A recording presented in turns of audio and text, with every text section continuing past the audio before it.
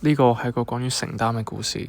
當你正處於時代嘅大變遷，你會點樣選擇處世呢？視而不見，抑或負重涉遠？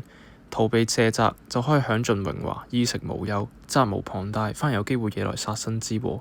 如果你係故事嘅主人翁，你究竟會如何選擇呢？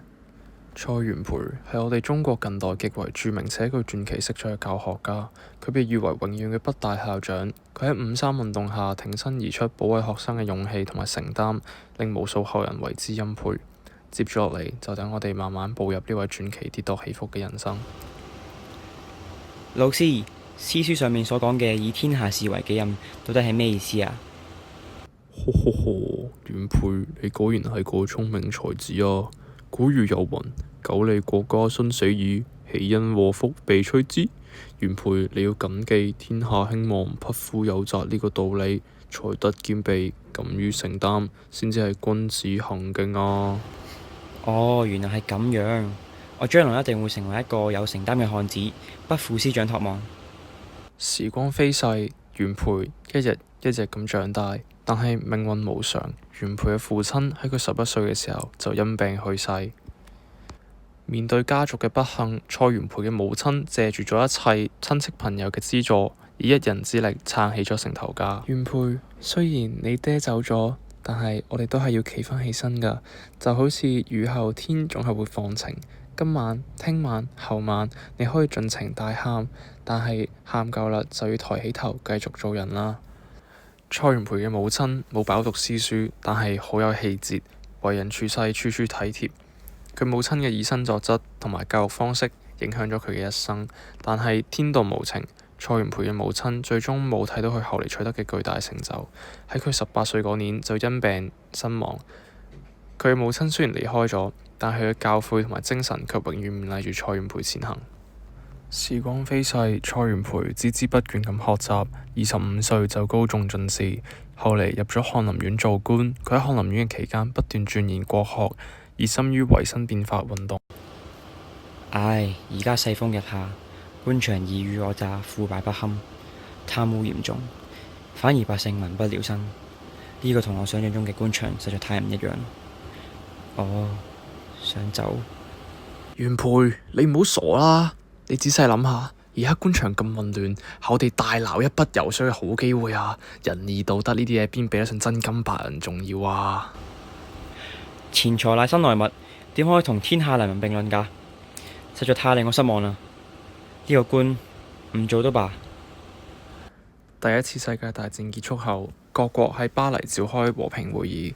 經過政治糾紛，中國代表喺巴黎和會入邊力爭權益嘅行動宣告失敗。蔡元培離開翰林院之後，到咗德國留學，喺萊比錫大學鑽研哲學、美學、心理學同埋民族學。但係佢嘅留學生活並未有持續好耐。1911年，辛亥革命爆發，應陳其美來電催促，遠在德國嘅蔡元培為咗祖國，毅然決定返回中國。從此之後，蔡元培就定居喺中國，並成為咗北京大學校長。佢嘅平凡生活嚟到1919年發生咗改變，因為五四運動開始了。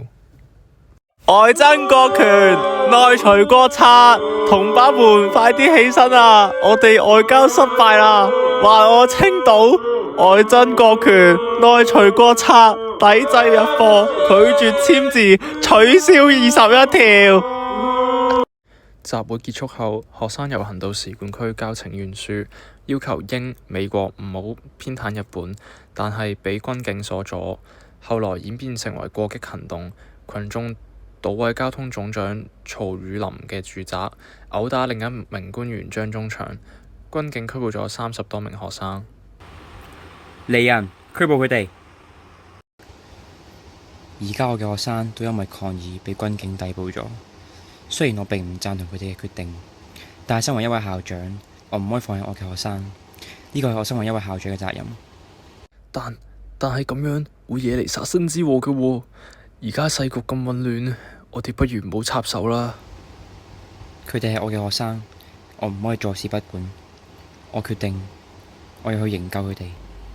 蔡元培同各校校長同往教育部同埋警察廳，要求釋放學生。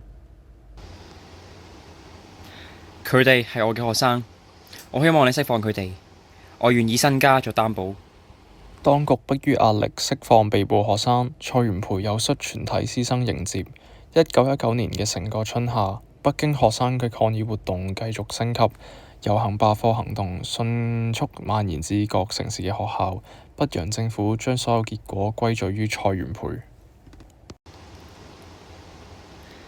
北洋政府將學生抗議嘅全部責任怪罪於我。喺呢個情況下，我都唔可以繼續喺北京大學任職啦。我選擇辭職。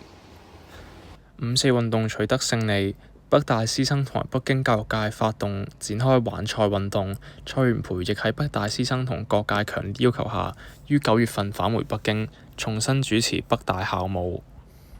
北伐結束咗後，蔡元培成為咗國民黨嘅元老。佢了解到中共過往種種嘅過激行動，好唔滿意。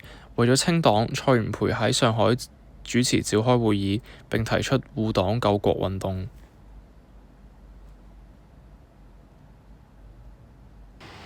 共產黨為咗自身利益，等中共黨員以個人名義加入國民黨，以便借國民黨之學發展壯大中共，最後由中共取而代之。為咗國民黨，我哋必須將佢哋剷除。中共黨員加入咗國民黨之後，喺國民黨內不斷擴展中共嘅影響力，令我哋嘅內部黨員不滿。為了避免內訌，我哋應該將中共黨員喺國民黨中清除出去。中共陰謀破壞國民黨，以非常之處置，護救非常之巨禍。國民黨應該將各地嘅共產黨員由軍警加以逮捕。民國史上最殘暴嘅殺戮就咁樣開始咗啦。南京、杭州大批橫屍街頭嘅赤色分子，到處都係手部嘅警笛，到處都係鎮壓嘅槍聲。